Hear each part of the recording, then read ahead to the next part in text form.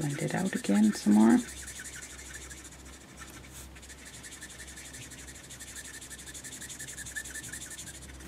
And then I'm going to go in with my last one. It's the darkest, and it's E39. I'm just about done here.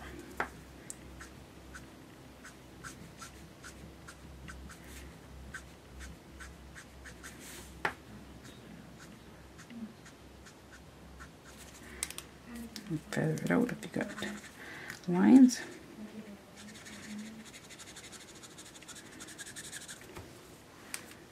Just a little more around the edge here.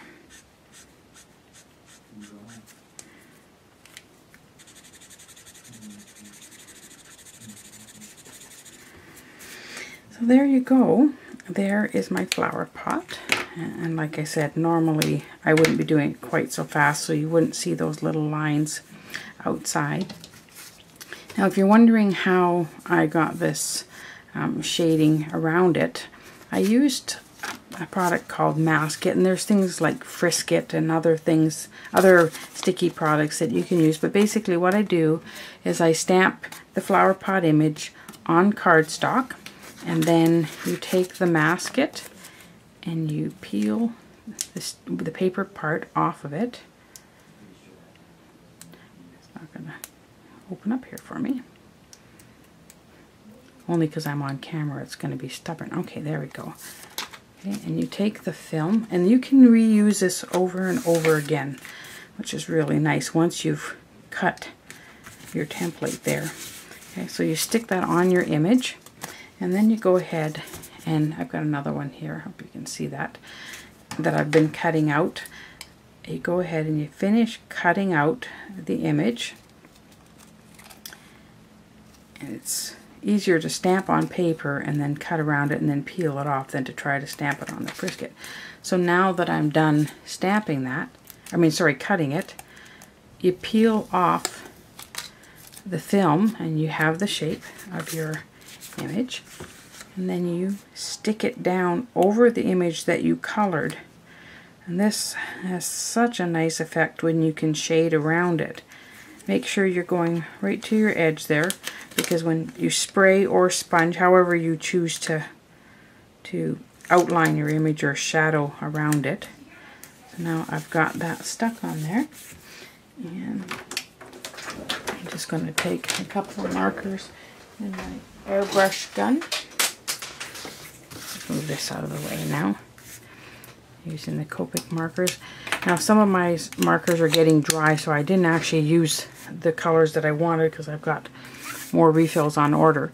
But I tend to spray away rather than spray this way because I don't want to get the brown ink that's shining. I might have to adjust my light here a little bit.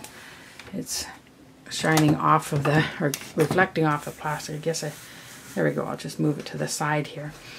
If I sprayed the bottom and sprayed toward it this way, I might get the brown spray where I don't want it, and I just want the brown on the bottom. So I'm going to flip it over and I'm going to spray away from it, and I'm just doing a little shadowing. I'm not going to get real fussy with this because I'm just trying to demonstrate how to do it. Because my shading is on this side, I'm going to do more shadow on that side so it matches the flower pot. Marker sitting there. There we go.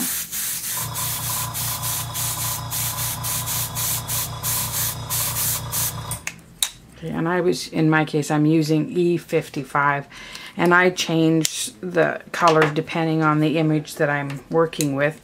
Sometimes if I'm using a blue image, or there's a lot of blue in the image, I might use a blue-gray to do my shadowing.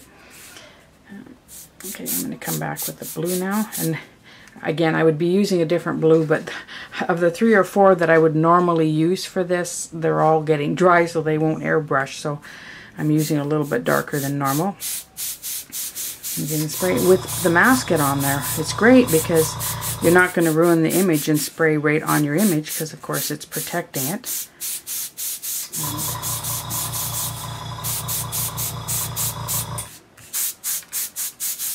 I won't get any more carried away with that.